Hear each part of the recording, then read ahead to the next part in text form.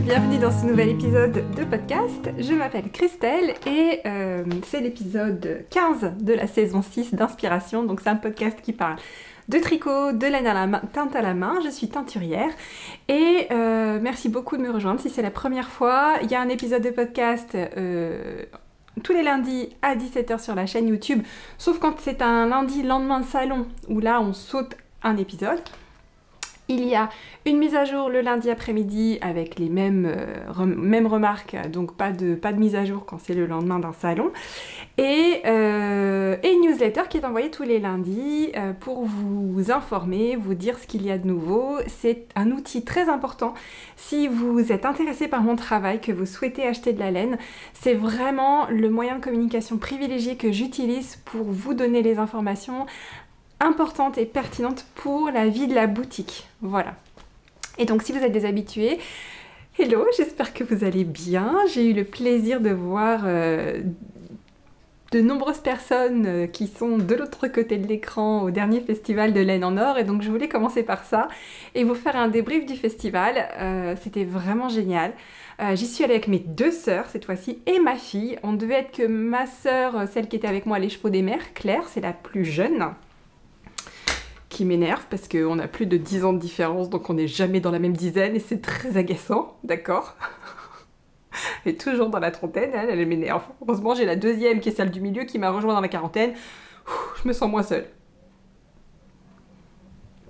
Donc voilà, avec ces petits problèmes de jeunette, d'accord? Le pire, c'est qu'on a fait le même coup à nos filles. C'est-à-dire que moi, ma fille, a 11 ans de différence avec sa sœur, et sa fille aînée va avoir 11 ans de différence avec sa dernière. Donc en fait, voilà. Ça ne nous empêche pas de bien nous entendre. Et c'était vraiment génial d'être avec mes sœurs, en fait. C'était trop cool. On a fait un très bon salon, c'était super. Laine en or, c'est génial. Franchement, j'avais eu de très très bons retours de la première édition. La deuxième édition ne m'a pas déçue.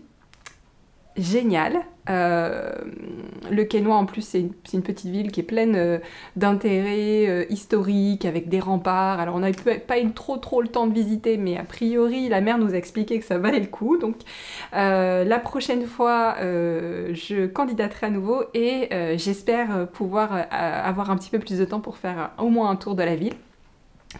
Voilà, c'était super, j'ai eu le plaisir de rencontrer plein d'entre vous qui regardaient le podcast.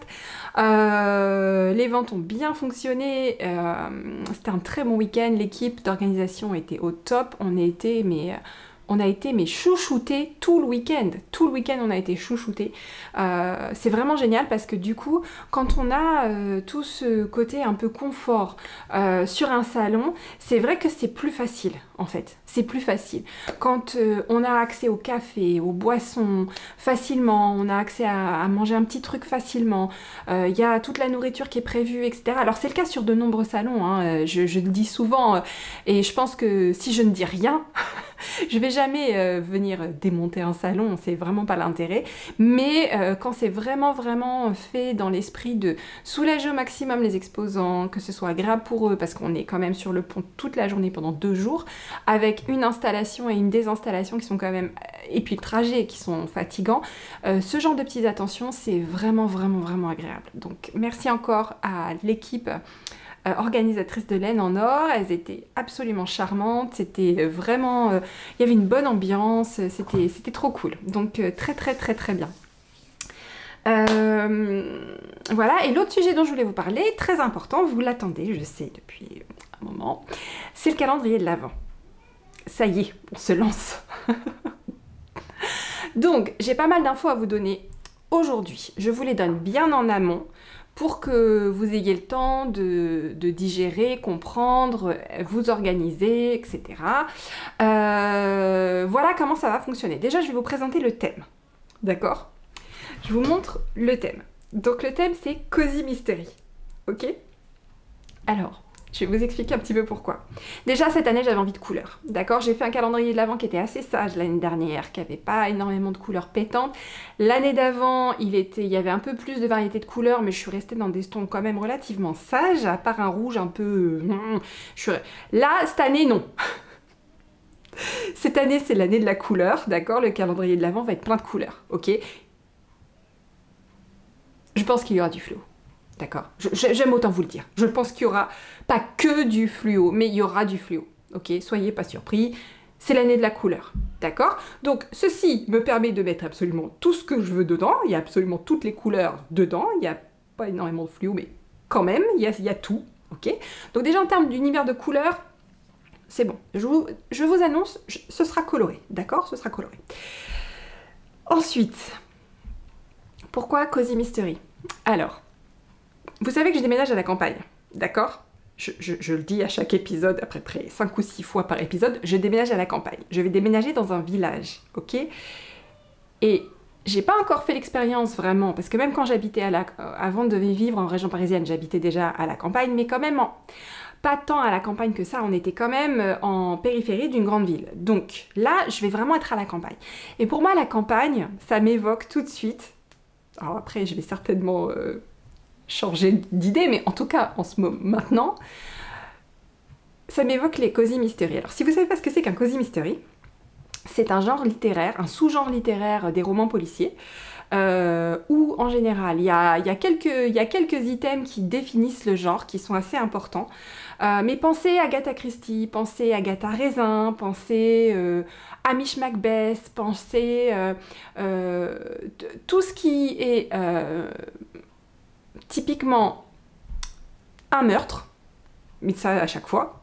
Pensez quand c'est le curé qui mène l'enquête, ce genre de truc, quoi, d'accord? Donc, un meurtre, voire plusieurs quand c'est une série, et ça, quand ça se passe dans des villages à la campagne où il y en a 15, franchement, ils n'ont pas de chance, et c'est complètement improbable, d'accord? Mais bref, c'est pas grave. Donc, les ingrédients d'un Cozy Mystery, c'est, en général, à la campagne, d'accord? Un meurtre, mais pas de sang, pas de violence. Et en général, des petites histoires d'amour, mais pas de sexe. Non. Voilà. Donc ça reste très tout public, en fait. Hein. Ensuite, il y a souvent des animaux de compagnie. Il y a souvent des hobbies créatifs, loisirs créatifs, donc typiquement tricot. Il y a la personne qui mène l'enquête n'est pas un professionnel, d'accord, c'est un amateur ou une amatrice, donc elle est ni policière, ni détective privé, ni, non, c'est quelqu'un comme vous et moi, voilà. Ok, voilà, et il y a des éléments cosy, donc en général on a une jolie petite maison, on a du thé, on a des trucs comme ça, voilà. Donc, moi j'aime bien, j'aime bien les Cozy Mystery, j'ai des périodes comme ça, que j'aime bien. Je pense que celle que j'aime le plus, c'est Agatha Raisin, avec toutes ces histoires de quiche fatale et voilà, tout ça.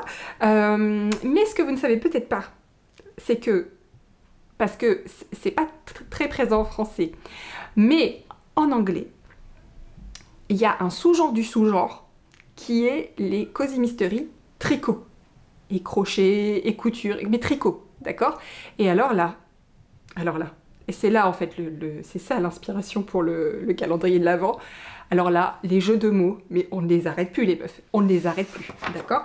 J'ai fait quelques recherches, d'accord? Je m'étais dit, une double page de mon grand cahier bullet journal, bon, je reprends, je me mets là. Une double page de mon cahier bullet journal, je vais avoir la place pour noter les différentes séries, parce que j'en ai vu quelques-unes, mais enfin, je pensais pas qu'il y en avait autant.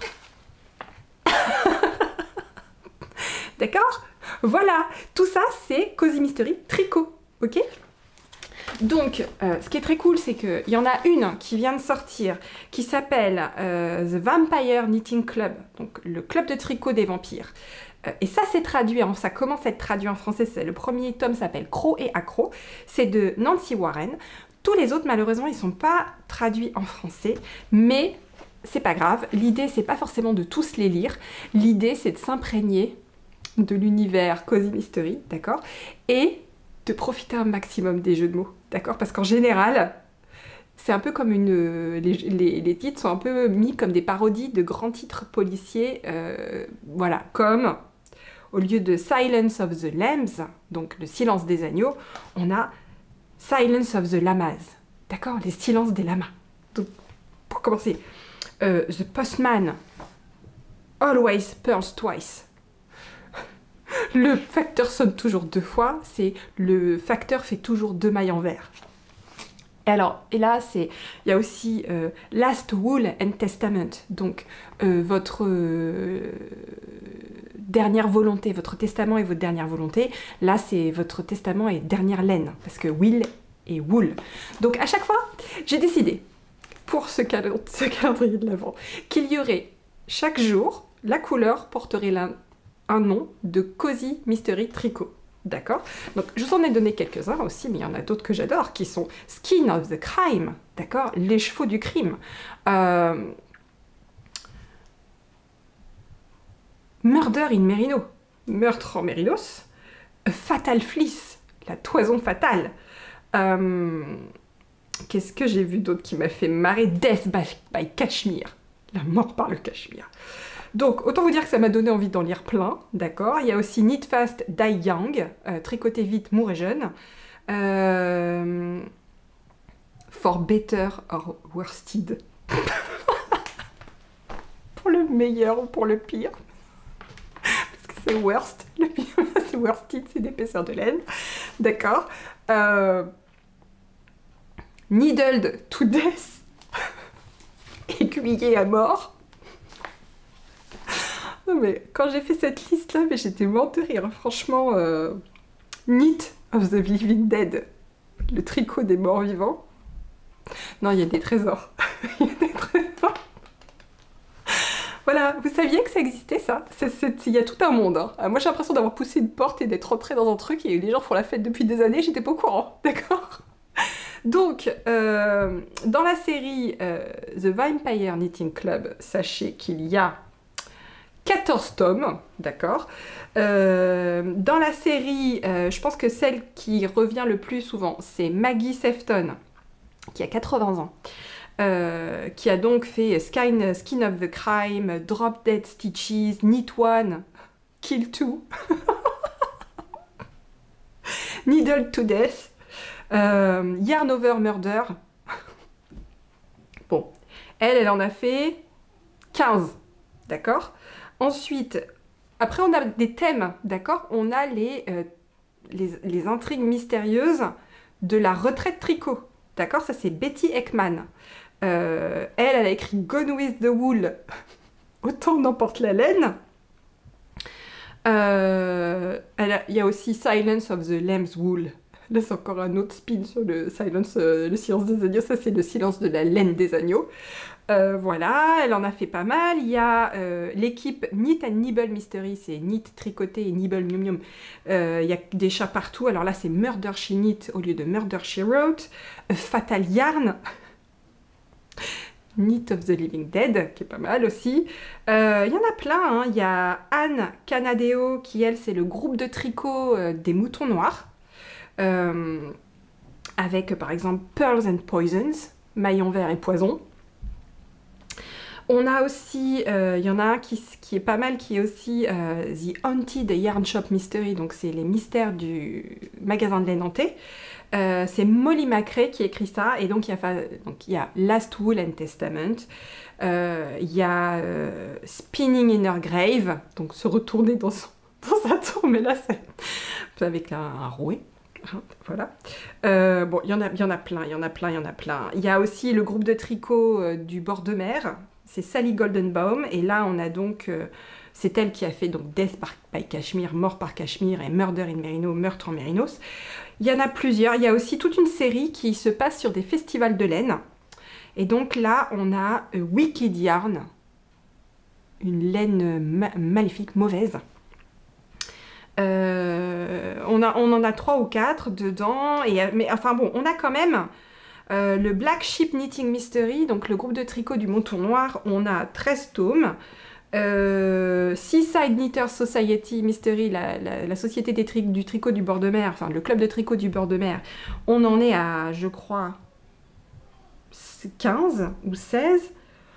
Needlecraft Mystery, où là il y a un petit peu plus, donc ça c'est Monica Ferris, Needlecraft Mystery, avec par exemple Knitting Bones, les os du tricot. Elle en a fait 19. Donc au début, pour être totalement honnête avec vous, la première fois que je suis tombée là-dessus, je me suis dit, ça doit être nul. d'accord? Mais quand je vois que les meufs sont des New York Times best-sellers et qu'elles en ont fait 15, ça fait 15 ans qu'elles... Bon, je me dis que ça peut pas être si nul. Enfin, ça doit être en fait plutôt cool. Sinon, elles n'en auraient pas publié 50, d'accord?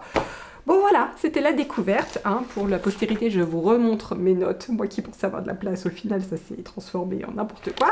Et ceux que j'ai entourés en violet, ce sera officiellement les noms des laines, les noms des couleurs. Voilà. Donc, bizarrement, ça a été très vite. Ça fait des mois, pas des mois, des semaines que je cogite sur le thème, que je cogite comment ça va prendre forme, etc. Sur le patron, machin. Tout s'est aligné, les planètes alignées, bim, le patron, c'est bon. Le thème, c'est bon, les couleurs, ça va le faire. Tout est bim, bim, bim, bim, bim. Du coup, maintenant, je peux vous donner le détail de comment ça va se passer.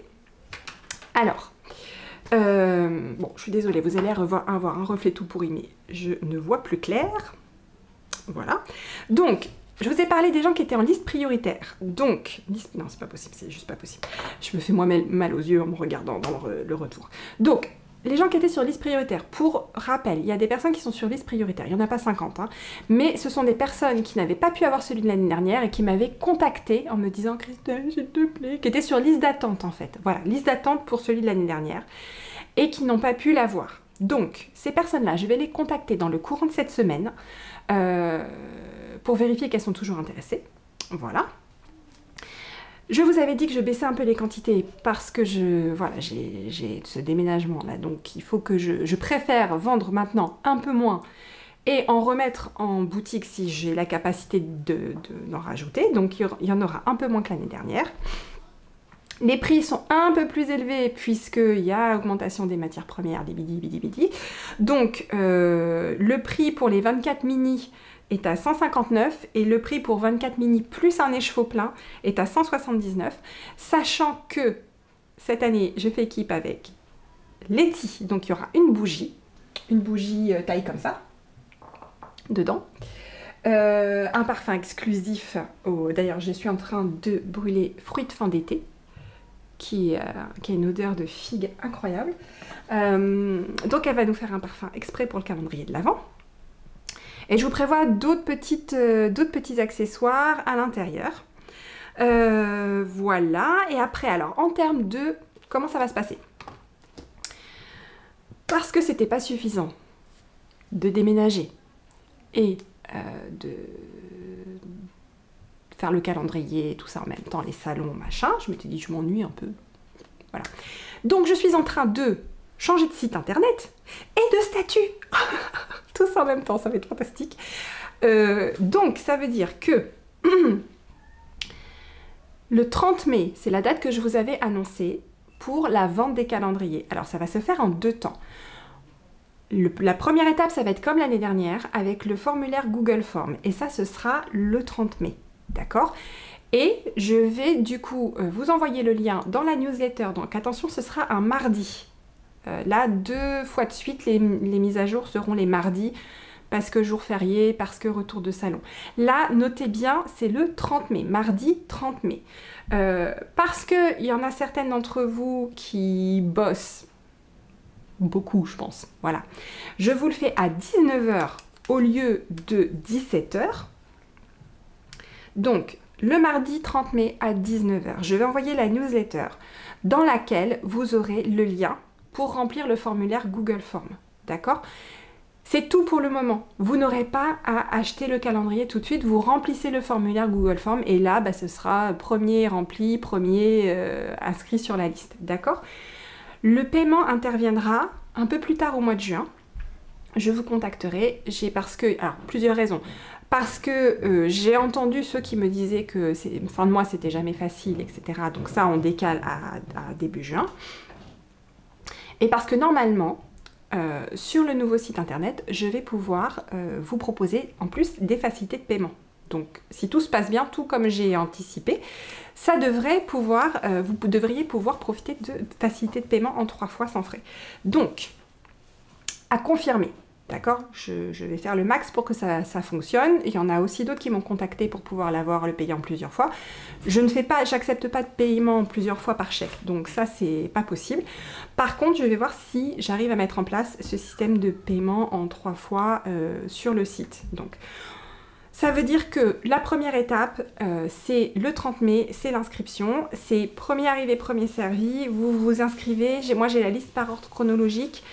Et je vous contacterai début juin et je vous renverrai le lien pour acheter le calendrier sur le nouveau site. D'accord? Voilà, j'espère que c'est clair. On fait en 2 étapes. Et moi, ça me permet également de prendre en compte mes contraintes purement administratives, de changement de statut également, qui sont aussi liées au fait que je prenne un local, etc. etc. Donc ça fait plein de sujets sur lesquels je dois avancer en même temps, mais j'ai à cœur que ça vous impacte le moins possible. Impact zéro étant impossible puisqu'il y a un changement physique, etc. Et ça va forcément impacter un tout petit peu le planning de production et tout ça. Mais voilà. Donc on fait comme ça.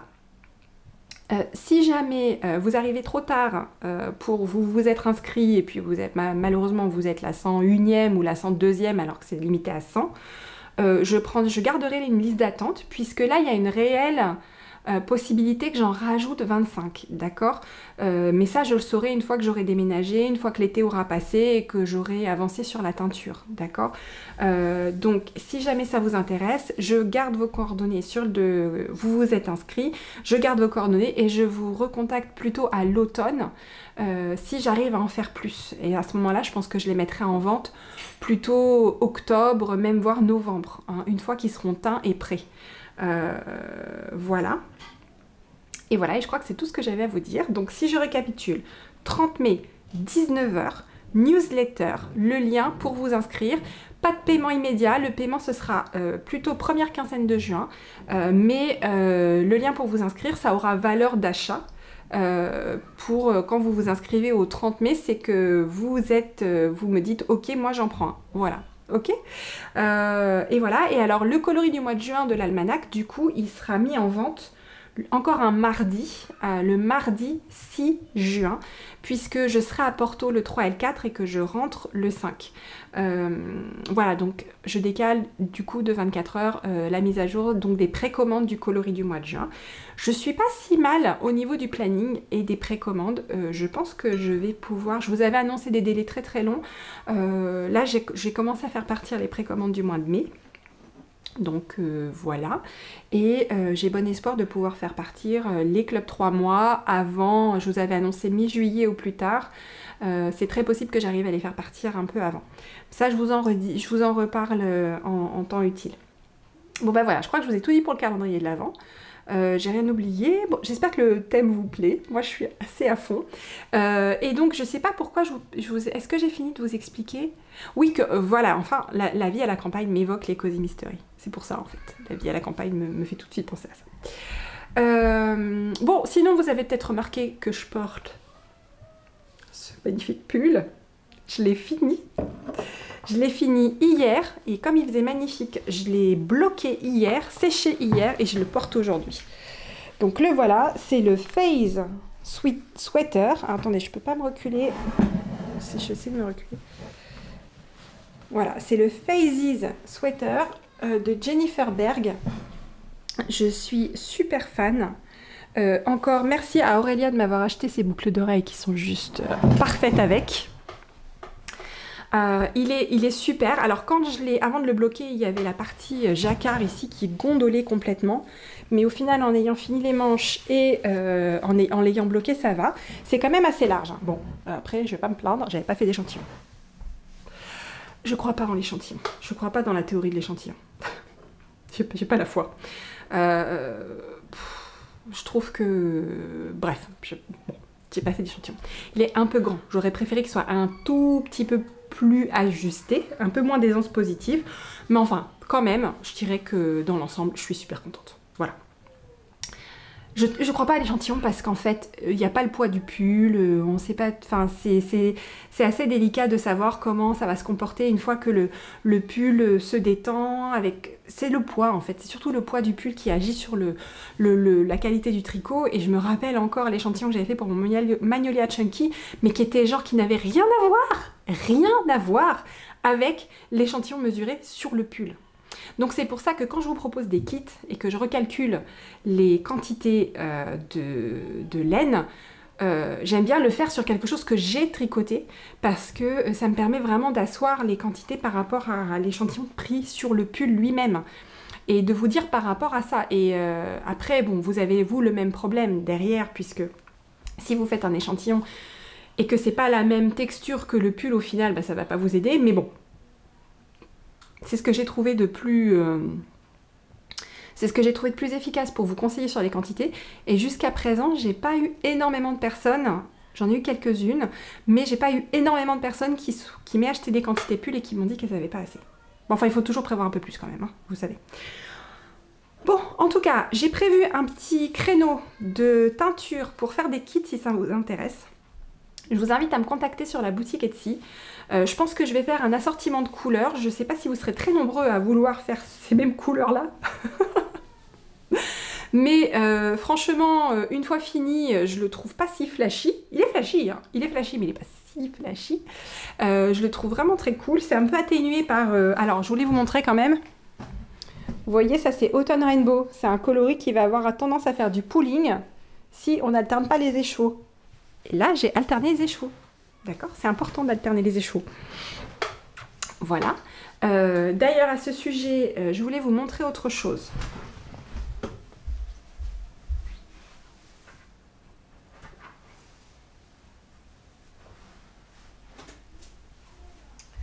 Je voulais vous parler d'un autre phénomène quand on tricote des laines teintes à la main avec beaucoup de couleurs, comme street art. Là, j'ai mis en cake le lurex. Et je voulais vous parler du phénomène d'asymétrie de l'écheveau. Celui-là, c'est flagrant et je m'étais dit que c'était un cas d'école pour vous montrer ce qui pouvait arriver. Si vous décidiez de tricoter un pull, enfin pas un pull, des chaussettes, voilà, comme ça, vous voyez qu'en fait le cœur a l'air beaucoup plus coloré que l'extérieur. Ça peut arriver sur des échevaux, ça peut arriver plus sur certains échevaux que sur d'autres. Parfois ça n'arrive pas, parfois c'est très homogène. C'est pas quelque chose qu'on maîtrise nécessairement, mais ça peut arriver. Là, quand on s'en rend compte, quand c'est particulièrement flagrant, ici, ce coloris par exemple, quand je vais faire mon design, je ne vais pas le tricoter comme ça au fur et à mesure, comme il sort de la pelote. Je vais faire 2 pelotes et je vais alterner les pelotes pour avoir un résultat homogène parce que la façon dont c'est teint, il y a tellement de couleurs que sur cet écheveau là c'est très prononcé. Si je tricotais les chaussettes telles qu'elles sortent, j'aurais une chaussette très colorée et une chaussette plus claire. Voilà. Et donc c'est aussi pour ça que c'est très important d'alterner les échevaux, c'est parce que ça permet de mitiger. Voilà. Donc à vous de voir quand vous mettez en pelote, faites attention à ça aussi, ça dépend après si ça vous embête ou pas, hein. Sur des chaussettes parfois c'est vraiment, enfin j'ai plein de chaussettes sur lesquelles c'est à peine visible, ça se produit toujours plus ou moins, ça se produit toujours plus ou moins, mais il y a des échevaux sur lesquels c'est à peine visible, c'est vraiment, d'autres c'est flagrant, là ça sera flagrant. Donc voilà, je voulais vous parler de ça. Je crois pas en avoir déjà parlé dans le podcast, mais c'est à prendre en compte, surtout si vous voulez des chaussettes qui soient vraiment qui soient les mêmes en fait. Là, c'est nécessaire d'alterner les pelotes. Je sais, c'est relou, mais ça dépend du résultat que vous voulez, que vous voulez obtenir. Ensuite, côté tricot, ben, du coup, ça c'était le projet plan d'attaque du mois que j'ai fini en avance. Je me concentre à fond sur l'autre projet plan d'attaque du mois, bah, du coup qui est quasiment terminé. Alors je vous les montre, elles ne sont pas bloquées, mais c'est les chaussettes du mois de janvier, donc cocooning. Et là, bah, j'ai presque fini en fait le deuxième côté. Donc je suis assez contente. Et pour les autres projets, bah, j'ai eu un peu plus de mal à faire les objectifs ridiculement petits cette semaine parce que j'ai remarqué que quand je ne suis pas à la maison, c'est compliqué de travailler sur autant de projets de façon nomade en fait. C'est typiquement un système qui fonctionne très bien quand je suis à la maison. Donc voilà. Tant que j'y pense, n'oubliez pas que le lien pour vous inscrire à la traduction pour les gnomes, les inscriptions ferment le 29 mai.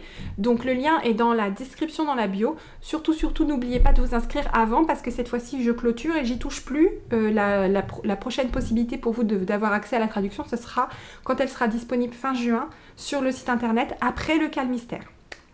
Voilà. Et du coup, je voulais vous dire aussi que j'allais castonner pour un nouveau projet. Puisque là je suis en train de les finir. Un prochain projet plan d'attaque, c'est mon réconfort en automne rainbow, d'ailleurs qui va être très bien assorti à mon pull. En fait, j'ai déjà fait, je suis à la 3e, j'attaque la dernière répétition de dentelle, donc ça va être assez vite. Je suis à la moitié du châle en fait, si on se base sur la laine. Donc ça va être assez rapide, hein. C'est un tricot qui monte très très vite celui-là. Et le prochain projet, c'est un pull en déca. Je vais utiliser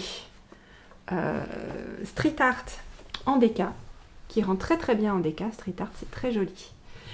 Et c'est un pull que j'arrête pas de voir sur les salons, puisque je suis souvent en face de Mylène Folie Ordinaire. Et donc je vais faire son Midas. Voilà, qui est très très très très beau. J'arrête pas de l'avoir avec. Il est super sympa ce patron, il tombe hyper bien, il est trop trop cool. Donc voilà, je castonne pour Midas bientôt. J'ai trop hâte. Et en plus, je sais que normalement on ne doit pas tricoter avec de la laine comme ça, mais moi je pense que ça va faire super bien. Et c'est tout pour cette semaine. Donc on se revoit le 30. Je referai un podcast normalement le 30. Je sais pas, je vais voir quand est-ce que j'arrive à le filmer. Si j'arrive à le filmer avant, je le sortirai peut-être le lundi férié. Sinon, comme ça vous redonnera les informations avant. Ouais, je ferai peut-être ça. Ok, donc on va dire qu'on se revoit le 29 ou le 30, d'accord? Et ce sera du coup ce sera la date de l'inscription pour la mise en vente du calendrier. Voilà, écoutez, je vous souhaite une très bonne semaine et puis à très vite. Bisous!